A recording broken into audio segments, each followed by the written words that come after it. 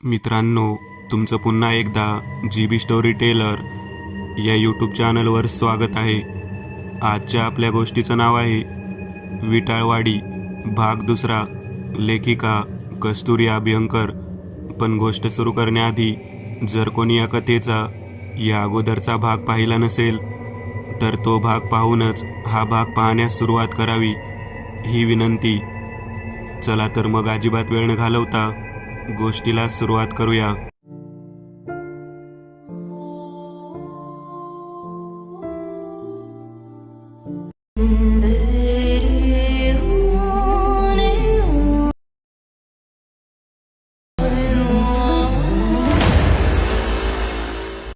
या पृथ्वीवर न जाणे किती रहस्य दडलेली आहेत, जी आपल्या आकलनापलीकडचे आहेत. आपण फक्त वैज्ञानिक दृष्टिकोन लावून अशा गोष्टी पाहत असतो, पण त्याच्याही पुढे जाऊन दोन शक्ती आहे, ज्या दिसत नसल्या तरी त्याचं कुठे ना कुठं अस्तित्व आहे. किंबहुना त्या शक्तीचं अस्तित्व आपल्यात सामावलेले असते. एक म्हणजे नकारात्मक शक्ती आणि दुसरी सकारात्मक शक्ती. आणि या शक्तींचा एकमेकांशी कायम संघर्ष होत राहिला आहे, होत आहे आणि होत राहणार आहे. आणि नेहमीच सत्य म्हणजे सकारात्मक शक्ती जिंकत आली आहे. पण न जाणे त्यासाठी कितीतरी जणांनी आपली स्वतःची आहुती दिली असते. पुजारी काका पूजा करण्यात व्यस्त होते. दिवस मावळून पुन्हा उगवला होता, पण काकांची पूजा अजून चालूच होती. 2 दिवसांनी पौर्णिमा होती. काकू देखील काकांना काय हवं नको ते पाहत होत्या. ही पूजा सफल व्हावी आणि काहीतरी मार्ग सापडावा, हाच त्या मायबापाचा उद्देश होता. त्या श्रापाच्या मुळावर घाव घालायचा होता, जेणेकरून फोपावलेला तो सैतानी वृक्ष उन्मळून पडला पाहिजे. दोघांचेही प्रयत्न चालू होते. एव्हाना वाडीतील लहान मुलं इमारतीत आलेली होती. मीरा आणि माधवची खोली शेवटची होती. 3 खोल्या असलेली ती जागा बऱ्यापैकी हवेशीर होती. जेवण झाल्यावर सगळे निवांत झोपले होते. माधव, मीरा आणि स्वरा आतल्या खोलीत झोपले, तर ज्ञानबा बाहेरच्या खोलीत एकटा होता. रात्री कसल्या तरी आवाजाने मीराला जाग आली. तिने इकडे तिकडे पाहिलं तर तिच्या लक्षात आलं की एका खिडकीचे दार उघडे आहे आणि तेच वाऱ्याने हलते आहे. मीराने ते दार नीट लावलं. मग पुन्हा ती आपल्या अंथरुणावर आडवी होण्यासाठी वळली, तर तिने पाहिले की स्वरा जागेवर नव्हती. तिने पुन्हा इकडे तिकडे पाहिले. तिला खोलीतल्या अंधुक प्रकाशात दुसऱ्या खिडकीपाशी कोणीतरी पाठमोरं उभा असल्यासारखं वाटलं. जशी मीरा तिच्याकडे जाण्यासाठी वळली, तोच पुन्हा लाईट गेले. खोलीत पूर्ण अंधार पसरला. अंधुकशा उजेडात सरावलेले डोळे अंधारात स्थिर व्हायला वेळ लागला. बाहेर पडलेल्या चांदण्याच्या प्रकाशात थोडं का होईना पण समजत होतं. वस्तूंचे आकार समजत होते. त्यावरूनच त्या वस्तूचं नामकरण मीरा मनातल्या मनात करत होती आणि हळूहळू पुढे जात होती. स्वरा, तूच आहेस ना बाळा? स्वरा, पिल्लू इकडे बघ, आई येते आहे, हां, घाबरू नको, हे बघ आली आई, असं म्हणत जेव्हा मीरा अगदी तिच्या जवळ गेली, अजूनही जे कोणी तिथं उभं होतं त्याने मागे पाहिलं नव्हतं. जसं मीराने तिच्या खांद्यावर हात ठेवला त्याच क्षणी तिने एकदम मागे बघितले. तिच्या चेहऱ्यावर चंद्राचा प्रकाश पडला. ते दृश्य बघून मीराच्या तर पायाखालची जमीनच सरकली. तिला ओरडावंसं वाटत होतं, पण भीतीने तिचा आवाजच बंद झाला. समोर स्वराच्याच उंचीची ती मुलगी होती, पण अवतार फार भयानक होता. केस पिंजारलेले, पूर्ण ताठ झालेले, तोंड पूर्ण काळं, डोळ्याच्या जागी नुसती पांढरी बुबुळ. आणि मीराकडे बघून जेव्हा किंचाळण्यासाठी तिने तोंड उघडले, ज्यात काळे कुळकुळीत दात होते आणि जीभ सापासारखी वळवळत होती. मीराकडे वळताना आधी तिने नुसती मान 180च्या कोनात वळवली होती. मग पूर्ण शरीर.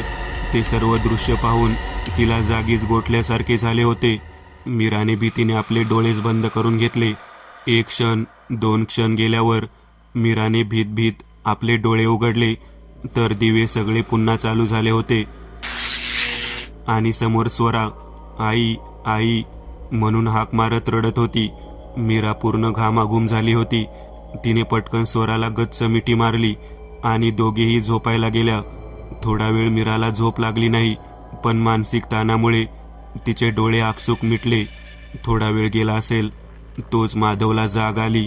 खोलीतल्या त्या अंधुक प्रकाशात त्याला स्वरा दार उघडण्याचा प्रयत्न करताना दिसली.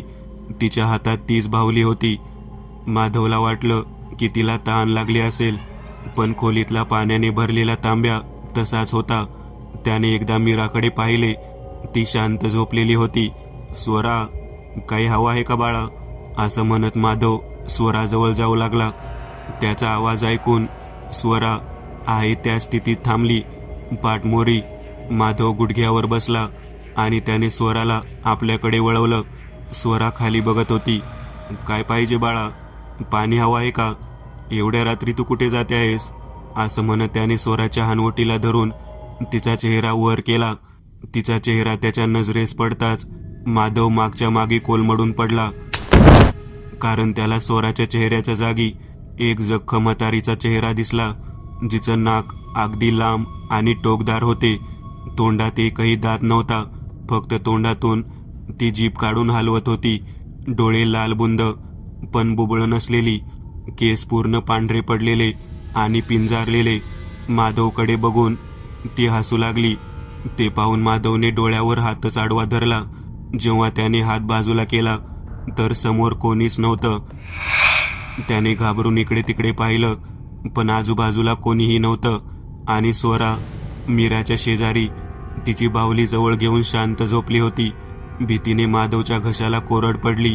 तो पाण्याचा तांब्या गटागटा प्याला. मग जरा वेळाने तो शांत झाला. तो स्वरा रडत उठली. तिच्या रडण्याचा आवाज ऐकून मीरा देखील जागी झाली. काय झालं बाळा? काही होते का? काही हवं आहे का? भूक लागली आहे का? दोघे तिला काळजीने विचारू लागले. आई बाबा, भाऊ दुखतो, खूप दुखतो आहे, असं म्हणत ती पुन्हा रडू लागली. तिचा आवाज ऐकून ज्ञानबा पण खोलीचे दार वाजवले. माधवने पटकन मोठा दिवा लावला आणि दार उघडले. तेवढ्यात मीराचं लक्ष तिला जिथं लागलं होतं तिथं गेलं. ती जखम उघडी पडली होती आणि त्या जखमेतून रक्तासारखं काहीतरी वेगळंच वाहत होतं. काळसर, हिरवट, चिकट द्रव, ते देखील उलट्या दिशेने, म्हणजे खालून वर जखमेच्या आत जात होतं. ती जखम त्या उपद्रवासाठी येण्या जाण्याचा मार्गच झाला होता जणू. ते जखमेत पूर्ण सामावल्यावर ती जखम पुन्हा पूर्ववत झाली. हे ज्ञानबाने देखील पाहिले. ताईसाहेब, हे काहीतरी वेगळंच आहे असं वाटून राहिलं. ती जखम पूर्ववत झाल्यावर स्वरा काहीच घडलं नाही अशा आविर्भावात झोपून गेली. एव्हाना पहाटेचे 4 वाजले होते. कोणाला झोप लागत नव्हती. तिघेही स्वराच्या भोवताली बसून होते. इकडे माळावर मात्र सर्वत्र रातभर चिक्कार चालू होता, कारण त्याच्या एका अंशाने त्याचा बळी शोधला होता. कितीतरी वर्षात त्याला एकही बळी न मिळाल्याने त्याची शक्ती कमी होत चालली होती. ती आता परत मिळणार होती आणि त्याच्या अंशाने वेस ओलांडली होती. जर तिचा बळी त्यांना मिळाला तर आता ते कुठेही जाऊ शकणार होते. तो बळी दिल्यानंतर अख्खं गाव झपाटू शकणार होते आणि म्हणूनच त्यांचा जल्लोष चालला होता. त्यांचं ते वेडवाकडं अंग घेऊन तोंडाने चित्रविचित्र आवाज काढत ते नाचत होते. कोणी किंचाळत होतं, कोणी चिरकत होतं. त्यांचा आवाज वाडीत देखील येत होता. त्यांच्या आवाजाने वाडीतले सगळे लोक जीव मुठीत घेऊन बसले होते. ओम चामुंडे नमः स्वाहा, ओम महाशक्ती नमः स्वाहा. काकांचे मंत्र उच्चार आता टिपेला पोहोचले होते. एक एक आहुती होमामध्ये स्वाहा होत होती. पुजारी काकांची पूजा आता संपूर्ण होण्यास आली होती. ओंकाराचा स्वर घुमताच होमच्या ज्वाळांनी एक आकार घ्यायला सुरुवात केली होती. त्यात हळूहळू एक कुंभ तयार होत होतं. पवित्र अग्निकुंभ, ज्यात दुष्ट शक्तींना जाळून टाकण्याची ताकद होती. काकांनी तो कुंभ त्या अग्नीतून काढून घेतला. विचार करत असाल ना की काकांचे हात भाजले असतील, पण नाही, त्यांच्या हाताला एवढीशी देखील इजा झाली नव्हती, कारण याच पवित्र अग्नीमध्ये वरदान मिळूनही होलिका भस्मसात झालीच होती. पण निष्पाप मनाच्या परमभक्त प्रल्हादला थोडी देखील इजा झाली नव्हती. होमाची अग्नी त्या कलशात सामावली गेली. होमकुंड शांत होता आणि तो कुंभ, तो कलश एका अलौकिक प्रकाशाने उजळून गेला होता. काका आणि काकूंना इतकी वर्ष जी त्यांनी देवीची उपासना केली होती, इतकी वर्ष ज्या देवीची आराधना करत होते, त्या देवीचे हे असे अप्रत्यक्ष दर्शन झाले होते. त्यांचा आनंद तर गगनात मावेनासा झाला होता. श्रम सफल्याचा आनंद काय असतो हे त्यावेळी त्यांच्या चेहऱ्याकडे पाहून कोणालाही कळलं असतं. काकांना त्या कलशाचा वापर कसा करायचा हे देखील दृष्टांतात समजले होते. उत्तर पूजा करून काका विटाळवाडीकडे जायला निघणार होते, कारण पौर्णिमा उद्यावर आली होती. दिवस कसाबसा संपत आला होता. काल रात्रीच्या आठवणी अजूनही या तिघांच्या मनात ताज्या होत्या. जशी वाडीवरची मुलं आली तसं त्यांचा धिंगाणा चालू झाला. दिवसभरात त्यांना वाडीत खेळू दिलं जायचंच नाही. तो नियमच होता जणू वाडीतला. कारण चुकून जरी कोणाला जखम झाली आणि त्यांना ते रक्त मिळालं तर उगाच नको ते संकट यायचे. त्यामुळेच मुलं इकडे आली की नुसता गोंधळ घालायचे. मीरा आणि माधव या सर्व मुलांना पाहून जरा सुखावले होते. पण थोड्या वेळानंतर ज्ञानबाच्या लक्षात आलं की स्वरा कुठे दिसत नाही ते. त्याने मीराला विचारले. माधव पण तिथेच होता. ताईसाहेब, स्वरा बेटी कुठं दिसना. काय? अहो काका, आता तर इथंच होती. मीरा जवळजवळ ओरडलीच. हो, आता इथंच होती, माधव म्हणाला. तेव्हा सगळ्यांची शोधाशोध चालू झाली. तोच त्या खेळणाऱ्या मुलांपैकी एकाने सांगितले, ती काल आलेली छोटी दिदी ना, मी तिला तिकडे जाताना पाहिलं. असं म्हणून त्याने वाडीकडे बोट दाखवलं. मग कुठलाही जास्त विचार न करता माधव आणि ज्ञानबा वाडीकडे जायला निघणार होते. तोच मीरा म्हणाली, मी देखील येते. मला इथं थांबून तिची किंवा तुमची वाट बघत बसणं जमणार नाही. शेवटी ती एक आई होती. लेकरू सापडत नसेल तर आई कासावीस होणारच. माधवला तिच्या भावना कळत होत्या. त्याला कितीही वाटत असलं की मीराने जास्त धावपळ करू नये, तरी तिला नकार देणं त्याला जमलंच नाही. तो फक्त म्हणाला, ठीक आहे, चल. आणि ते तिघेही वाडीकडे धावत सुटले. स्वराला शोधत शोधत ते नानाच्या घरापर्यंत आले. नाना देखील त्यांचा आवाज ऐकून बाहेर आले. नानांनी काय झाले असे विचारताच तिघांनी काल रात्रीचा प्रसंग आणि स्वरा हरवल्याचा वृत्तांत थोडक्यात वाड्याच्या दारातच नानांना सांगितला. माई पण धावत बाहेर आल्या होत्या. त्यांनी देखील सर्व काही ऐकलं. जसं त्यांनी तो जखमेचा प्रसंग ऐकला तसं त्यांच्या मनात संशयाची पाल चुकचुकली. त्या काळजीने आणि अतिशय गंभीर शब्दात बोलल्या, त्यांना वास तर आला नाही ना तिचा? पण कसा? सगळेच विचारात पडले. तोच माधव म्हणाला, माई, स्वराची जखम, तेव्हाच तिचं रक्त इथं सांडलं होतं. कदाचित म्हणूनच. तो पुढे काहीच बोलू शकला नाही. पण त्याला काय बोलायचे आहे हे प्रत्येकाला समजले होते. नाना म्हणाले, तसं असेल तर ती आपल्याला माळावर सापडेल. आपल्याला घाई करायला हवी. आता 5 वाजले आहे. तुम्हाला तिला घेऊन सूर्यास्ताच्या आधी म्हणजे 6:30 पर्यंत वेस ओलांडली पाहिजे, नाहीतर अवघड होईल. नाना हे सगळं जरा ओरडूनच सांगावं लागलं, कारण माळाचं नाव ऐकताच दोघांच्याही डोक्यात धोक्याची घंटा वाजली. म्हणूनच नानाचं वाक्य पूर्ण होण्याआधीच मीरा आणि माधव माळाच्या दिशेने धावले. ज्ञानबा देखील धावला. माळावर जायला त्यांना फार वेळ लागला नाही, कारण वाडीत घर जास्त नव्हती. वाडीची सगळी घरं संपली की एक कुंपण होतं. बाबळीच्या काट्याचे कुंपण होते आणि पलीकडे होते ते मोकळं माळरान. पहिले मीरा तिथे पोहोचली, मग माधव आणि ज्ञानबा. तिथे पोहोचल्यावर समोरचं दृश्य पाहून तिघेही हादरलेच. समोर स्वरा एका दगडावर बसून टाळ्या वाजवत होती. तिला काय दिसत होते कुणास ठाऊक, पण यांना मात्र दिसत होते की तिची बाहुली तिच्या समोर आधांतरीच नाचत होती आणि स्वराच्या आजूबाजूला अनेक खेडी साकार नाचत होते. कोणी पाठीच्या बाजूने पूर्णपणे वाकून जमिनीवर हात टेकून होते. चेहरे मात्र सरळ होते, काळवंडलेले. डोळ्याच्या जागी नुसत्या खोबण्या. खिकी करून हसताना दिसणारे त्यांचे काळे कुळकुळीत दात. कोणाचे हातपाय दोन्ही वाकडे तिकडे होते. पण स्वराचं लक्ष फक्त बाहुलीकडेच होतं. जणू तिच्यासाठी कोणीतरी तिथे जाणून बुजून माया रचली होती, तिला तिथे गुंतवून ठेवण्यासाठी. कारण सूर्यास्त होण्यासाठी अजून अवधी होता. मीराने जोरात हाक मारली, पण स्वराच्या नावाने नव्हे, तर आई भवानी मदत कर असं म्हणत मीरा आणि माधवने माळावर पाऊल टाकले. आईच्या आवाजाने स्वरा भानावर आली. आई, आई, भाऊ आला. आई, बाबा, भाऊ मारतो मला. दोघेही तिच्याकडे धावले. आई भवानीच्या नुसत्या नावानेच त्यांचे मायाजाळ तुटले. जवळ पोहोचल्यावर माधवने पटकन तिला उचलले. आणि पुन्हा धावायला सुरुवात केली. तोंडाने आई भवानीचा जप चालूच होता. माधवने ज्ञानबाला नानांकडेच थांबायला सांगितले. ज्ञानबा जरी धडधाकट असले तरी वयाने बरेच मोठे होते. उगाच त्यांना या धावाधावीचा त्रास नको. माधव मीरा स्वराला घेऊन धावत होते. वेस ओलांडायला त्यांना काही मिनिटच लागणार होती. मीराचं नामस्मरण चालू होतं. धावताना देखील मीराने स्वराचा एक हात धरलेला होता. काही अंतर गेल्यावर अचानक स्वराचा हात मीराच्या हातातून सुटला. जप करत धावत असल्याने तिला खूप दम लागला होता. माधव नुसता पळत होता. त्याला फक्त गावाची वेस दिसत होती जी त्याला आता लवकरात लवकर ओलांडायची होती. सूर्यास्त व्हायला जरी वेळ असला तरी त्याला लवकरात लवकर वेस ओलांडायची होती. जसा मीराचा हात सुटला त्या क्षणी 2 हात जमिनीच्या बाहेर आले आणि त्याने माधवचे पाय धरले. त्यामुळे माधव जमिनीवर आपटला. माधव पाय सोडून घ्यायचा प्रयत्न करू लागला, पण अशा परिस्थितीतही त्याने स्वराला सोडले नव्हते. स्वराला त्याने घट्ट धरून ठेवले होते. एक पाय त्याने कसाबसा सोडवला आणि जोरात त्याच पायाने दुसऱ्या हातावर लाथ मारली.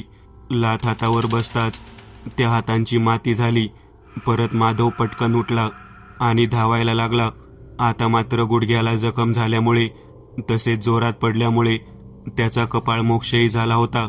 त्या जखमी अवस्थेतही तो धावण्याचा प्रयत्न करत होता, पण त्याला धावणं जरा कठीण जात होतं. पाठीमागून मीरा येतच होती. तोच माधवच्या समोर एक हिडीस उपद्रव आलेच. त्याने सरळ माधवचा गळाच पकडला.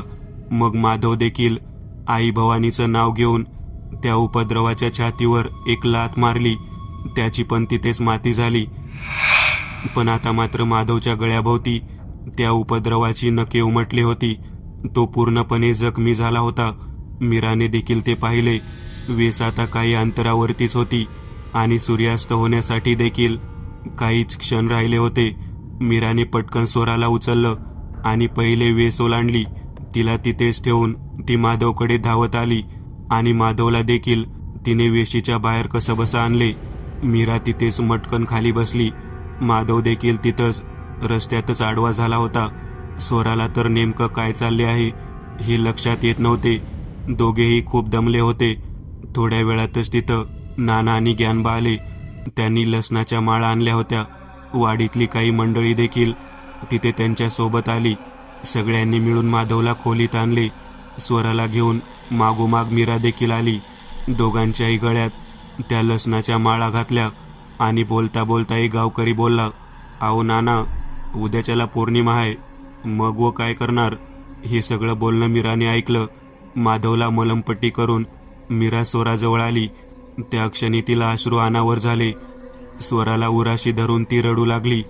तोच त्या इमारतीत आपल्या नातीसोबत येणाऱ्या आजी तिच्या जवळ आल्या आणि तिला म्हणाल्या, "पोरी, असं गळून जाऊ नको. अगं, बाईची जात म्हणजे प्रत्यक्ष सरस्वती पण आहे आणि वेळ आली तर काली दुर्गा पण आहे. तू असं अवसान गळून गेलीस तर या पोरीला कोण सांभाळणार? आणि एक लक्षात घे, ज्या आई भवानीच्या कृपेने आज ही छोटी वाचली ती आई भवानीच तुझी नक्की मदत करेल. काळजी करू नको, धीराने घे." मीराला खरं तर या आधाराच्या शब्दाची खरंच गरज होती. रात्री फार काही त्रास झाला नाही. माधवला औषधांमुळे चांगली झोप लागली होती. मीरा मात्र रात्रभर स्वराच्या आणि माधवच्या काळजीने जागी होती. सकाळ झाली. इमारतीत येणारी लहान मुले, नाना आणि गावकरी परतले. ज्ञानबाने थोडं नाश्त्याला खायला केलं आणि चहा बनवला, कारण कालपासून कोणी काहीच खाल्लं नव्हतं. मीराने खाण्यास नकार दिला, पण ज्ञानबाने बळेच तिला खायला सांगितले. थोडं खाल्ल्यावर तिलाही जरा बरं वाटलं. आज पौर्णिमा आहे. आज काय घडेल याचीच तिला काळजी लागली होती. पुजारी काका विटाळवाडीला रवाना झाले होते. काकू देखील देवीसमोर दिवा लावून प्रार्थना करीत बसल्या होत्या. काका थेट नानाकडे आले. गुरुजींना पाहून नाना, काकूनास ठाऊक, पण प्रत्यक्षात देवच मदतीला धावून आले आहे असेच वाटले. चहा नाश्ता झाल्यावर नानांनी गुरुजींना सारी हकीकत सांगितली. सारं ऐकल्यावर काका देखील काळजीत दिसले. पण आता निर्वाणीचा प्रसंग आहे हे देखील त्यांनी ताडलं. आता घाव घालायची हीच वेळ योग्य आहे असं त्यांना मनोमन वाटून गेलं. मग नानांना त्यांनी सर्व काही थोडक्यात सांगितले आणि म्हणाले, आज सगळ्या गावकऱ्यांनी मिळून देवीच्या मंदिरात जागरण गोंधळ करा, तेवढीच मदत होईल, बाकी देवीची मर्जी. मग गुरुजींनी नानांना सर्व कसं काय करायचं हे नीट समजावून सांगू लागले, कारण वेळ आता खूप कमी उरला होता. 5:50 पौर्णिमा चालू होणार होती. आता दुपार टळून गेली होती. सूर्य मावळतीच्या दिशेने निघाला होता. कालच्या दगदगीने आणि रात्रीच्या जागरणामुळे मीराला आता असल्या अवेळी झोप लागली होती. दुपारी घेतलेल्या औषधांमुळे माधव देखील झोपला होता. ज्ञानबा त्याची सारी कामे उरकून तोही जरा वेळ पडला होता. शेवटी ते देखील दमले होतेच. आई शेजारी झोपलेली स्वरा अचानक जागी झाली. तिच्या समोर ती बाहुली आली. तिने स्वराला हाक मारली, अगदी गोड आवाजात आणि प्रेमाने, स्वरा, ये चल खेळायला माझ्यासोबत. ही वाक्य पूर्ण होण्याआधीच स्वरा उठली होती आणि आता ती तिच्या मागे मागे निघाली. काही वेळाने मीराला जाग आली. तिचं पहिले लक्ष स्वराकडे गेलं. स्वरा जागेवर नाही हे पाहून ती सैरभैर झाली. ती एकटीच तिला शोधायला बाहेर पडली, कारण ज्ञानबा आणि माधवला उठवणे तिला या क्षणी तरी योग्य वाटले नाही. ती एकटीच बाहेर पडली. गावातली मुलं देखील इमारतीत आली नव्हती. आज ही मुलं अजून आली नाही याचं मीराला आश्चर्य वाटलं खरं, पण सध्या तिला स्वराला शोधणं जास्त महत्त्वाचे होते. ती स्वराच्या नावाचा पुकार करत पुढे पुढे जाऊ लागली. तोच तिच्या लक्षात आले की आज पौर्णिमा आहे. ती तशीच पळत सुटली. ती थेट माळाच्या दिशेने. तिचा अंदाज खरा होता. स्वरा माळावरच गेली होती. नव्हे, तिला नेलं गेलं होतं. सूर्य मावळतीला गेला होता. स्वरा माळावर त्याच दगडावर बसली होती. मीरा धावत तिथे आली. तिने जसे कुंपण ओलांडले तसे स्वराने तिच्याकडे अतिशय क्रूर नजरेने पाहिले. तिची नजर अगदी रक्तासारखी लालबुंद झाली होती. केस विस्कटले होते आणि तिच्या नुसत्या नजरेच्या इशाऱ्यावर मीरा पार दूर फेकली गेली, कारण आता तिच्या शरीराचा ताबा त्या दुष्ट सैतानाने घेतला होता. मीरा पुन्हा प्रयत्न करू लागली, पण पुन्हा तिला दुसऱ्या बाजूला फेकून दिले. जणू एखाद्या लहान मुलाने आपला बॉल उंच उंच उडवून स्वतःशीच खेळावं ना, अगदी तसाच तो स्वराच्या रूपाने मीराशी खेळत होता. मीरा देखील स्वरापर्यंत पोहोचण्याचा प्रयत्न करत होती. तोच स्वरा काही क्षणातच तिच्या जवळ येऊन अगदी घोगऱ्या आणि चिरक्या पुरुषी आवाजात बोलली, एवढं लागलंय तरी समजत नाही, गप्प बसून बघायचं नुसतं, समजलं? हिचा बळी दिला की येणारच आहे तुझ्याकडे. माझ्या सेनेत सामील व्हायचं आहेस तुला नाहीतरी. असं म्हणून तो मोठमोठ्याने हसू लागला. तेव्हा त्याची सगळी सेना जागी होत होती. जमिनीतून हात बाहेर येऊ लागले, डोकी बाहेर पडू लागली. हळूहळू त्यांची वेडी वाकडी शरीरं बाहेर पडू लागली. कोणी धुरासारखं भस्कन बाहेर यायचं, तर कोणी एक एक अंग जमिनीतून उपसून काढत होतं. आणि सगळ्यात शेवटी आली तीच हिडीस मूर्ती, 7 हातांची, हाडांचा मुकुट धारण केलेली. मीरा फार भेदरून गेली होती. हे सगळं पाहून ती घाबरली होतीच, पण त्याहीपेक्षा तिला स्वराची काळजी जास्त होती. काय करावं, कसं सोडवावं स्वराला, तिला काही सुचत नव्हतं. इकडे पुजारी काकांनी सगळ्या गावकऱ्यांना आपल्या मुलाबाळांना घेऊन मंदिरात जागरण गोंधळ घालायला सांगितला. काही झालं तरी मंदिराच्या बाहेर पडू नका आणि मंदिराचं दार आजच्या दिवशी रात्रभर उघडच असू द्या, हे काकांनी सगळ्यांना निक्षून सांगितले. तिथली सगळी व्यवस्था करून काका इमारतीकडे जायला निघाले. काकांसोबत नाना देखील होते. दोघे इमारतीत पोहोचले तर तिथं फक्त ज्ञानबा पायरीवर बसलेला दिसला. माधव अजूनही ग्लानीतच होता. नाना आणि गुरुजींना बघून ज्ञानबा धावत त्यांच्यापाशी गेला आणि घाबऱ्या गुबऱ्या आवाजात म्हणाला, नाना, मी वाईस पडलो होतो.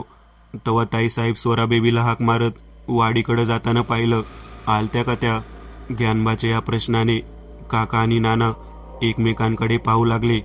काकांनी पटकन आपल्या झोळीसारख्या पिशवीतून मूठभर राख बाहेर काढली आणि ती त्या इमारतीच्या दिशेने फुंकली.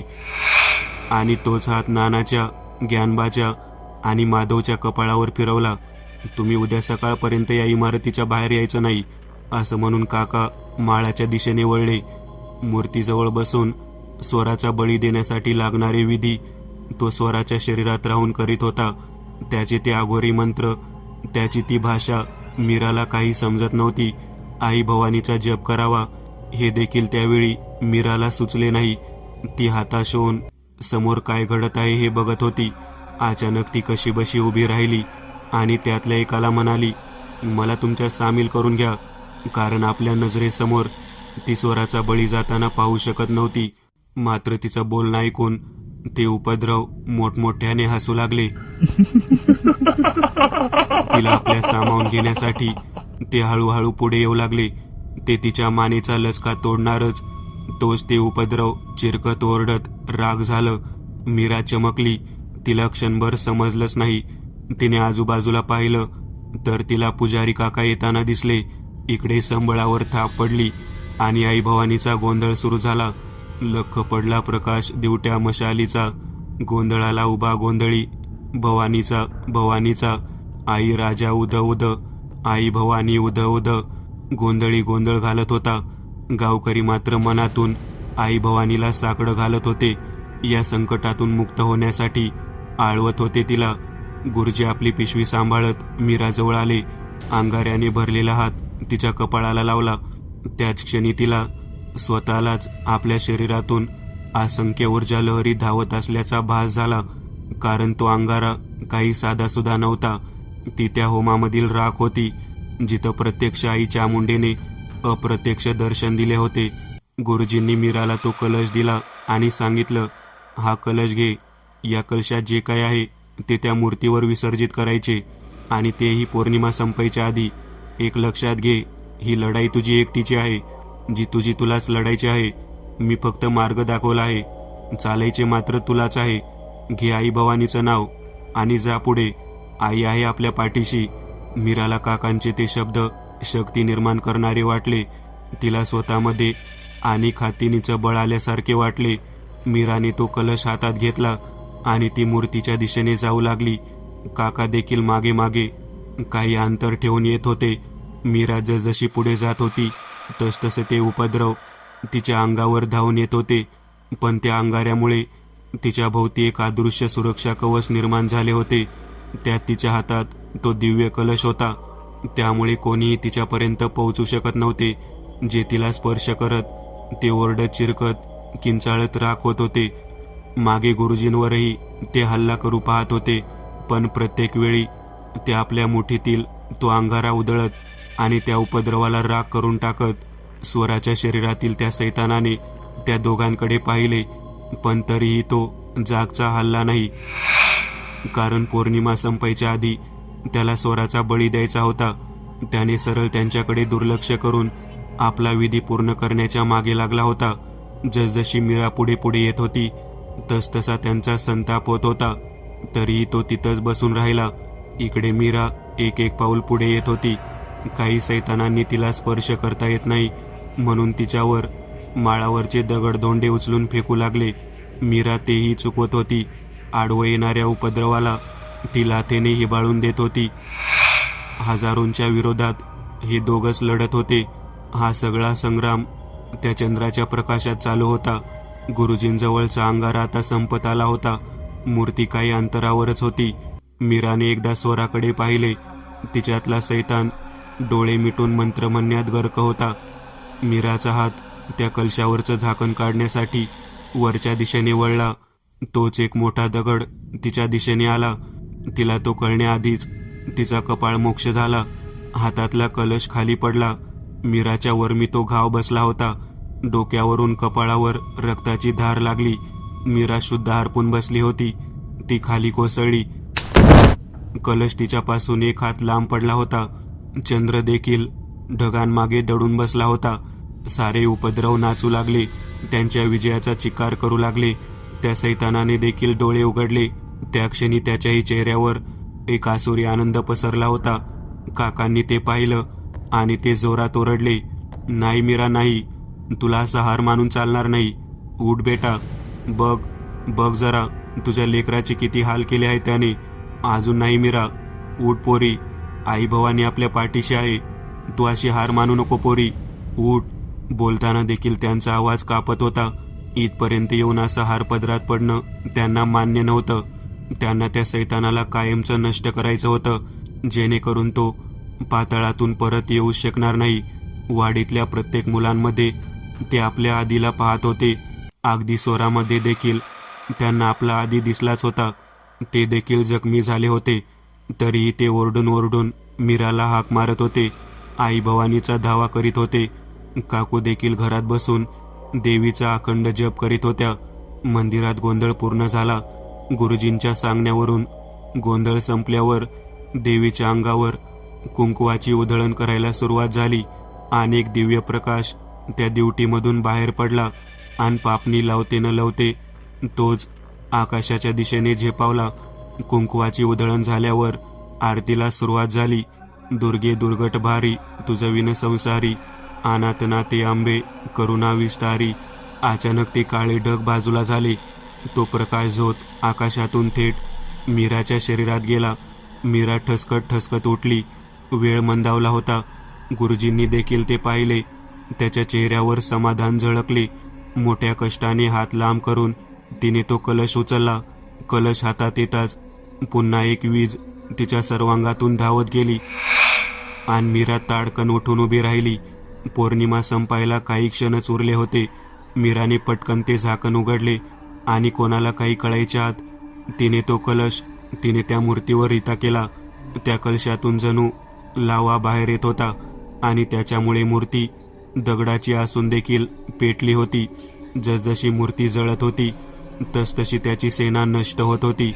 स्वराच्या शरीरातील त्या सैतानांची अवस्था फार भयानक झाली होती. तो संतापला होता, कारण त्याच्या हातातोंडाशी आलेला घास हिरावला गेला होता. तो चवताळला होता, पण काहीच करू शकत नव्हता. कलश आता पूर्ण रिकामा झाला. ती मूर्ती जळत होती आणि तिच्या सोबत जळत होते ते सर्व सैतान. अग्नीने तिचे नृत्य सुरू केले होते. जो दुष्ट समोर येईल त्याला जाळत होती. स्वराच्या शरीरातील तो सैतान ओरडत किंचाळत काळपट धूर बनून तिच्या शरीराच्या बाहेर आला. हवेत विरून गेला. स्वरा मूर्छित होऊन खाली पडली. गुरुजी धावत गेले आणि आपल्या बोटांना लागलेला अंगारा तिच्या कपाळावर लावला. त्यामुळे ती लगेच शुद्धीत आली.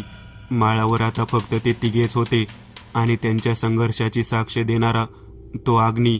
जिथे जिथे ते उपद्रव होते तिथे तिथे जाऊन तो अग्नी त्यांना नष्ट करीत होता. स्वरा जाऊन आपल्या आईला बिलगली. काकांनी त्या मायलेकीकडे अभिमानाने पाहिले. गुरुजींना त्या क्षणी मीराच्या मागे अष्टभुजाधरींनी प्रकाश स्वरूपात दिसली आणि त्यांचे हात आपोआप जोडले गेले. वैऱ्याची रात्र आता कायमची संपली होती. आज नवा अरुणोदय झाला होता. पहाट होताच सगळे गावकरी माळाच्या दिशेने निघाले. माधव देखील ज्ञानबाच्या मदतीने माळाच्या दिशेने निघाला होता की समोरून रक्ताने माखलेला चेहरा घेऊन मीरा स्वरासोबत येत होती. सोबत काका देखील होते. ते देखील बरेच जखमी झाले होते. त्या दोघांच्याही चेहऱ्यावर वेदनेची एक लहर देखील नव्हती. होता तो फक्त आनंद. गावकऱ्यांनी पटकन काकांना आणि मीराला नानाच्या गाडीत बसवून दवाखान्यात नेलं आणि त्यांची मलमपट्टी केली. गावकऱ्यांनी काकांना पुन्हा गावात येण्याची विनंती केली. काकूंसोबत आता काका त्या विटाळवाडीतच राहू लागले. मीरा आणि माधव ज्ञानबासोबत त्याच इमारतीत राहतात. तिथं रोज मुलं वेळेवर हजर होतात, पण सैतानापासून वाचण्यासाठी नव्हे तर शिकण्यासाठी, कारण ती इमारत आता शाळेसाठी वापरली जाते. स्वरा देखील त्याच शाळेत शिकते आहे आणि शाळेचं नाव आहे संग्रामवाडी हायस्कूल, कारण आता वाडीचं नाव बदलून संग्रामवाडी ठेवण्यात आले होते. मी एक नवीन चॅनल ओपन करत आहे. त्यावर तुम्हाला ॲनिमेटेड हॉरर स्टोरीज पाहायला मिळतील. त्या चॅनलची लिंक या व्हिडिओच्या डिस्क्रिप्शन मध्ये दिलेली आहे. चॅनलला सबस्क्राईब करायला विसरू नका. मित्रांनो, आज पुरतं एवढंच. तुम्हाला जर काही गोष्ट आवडली असेल तर नक्की लाईक करा. तुमच्यापैकी बरेचसे जण व्हिडिओ लाईक न करताच पळून जातात, पण हा जर व्हिडिओ तुम्ही लाईक केला तर मला जरा बरं वाटेल आणि असेच भारी भारी व्हिडिओ बनवायची माझ्यात एनर्जी येईल. त्यामुळे नक्की लाईक करा आणि अजूनही कोणी या चॅनलला सबस्क्राईब केलेलं नसाल तर लगेच सबस्क्राईब करून टाका आणि बाजूची घंटी ती मात्र दाबायला विसरू नका. देवाची घंटी आहे ती. चला तर मग पुन्हा भेटूया अशीच एक आगळी वेगळी गोष्ट घेऊन पुढच्या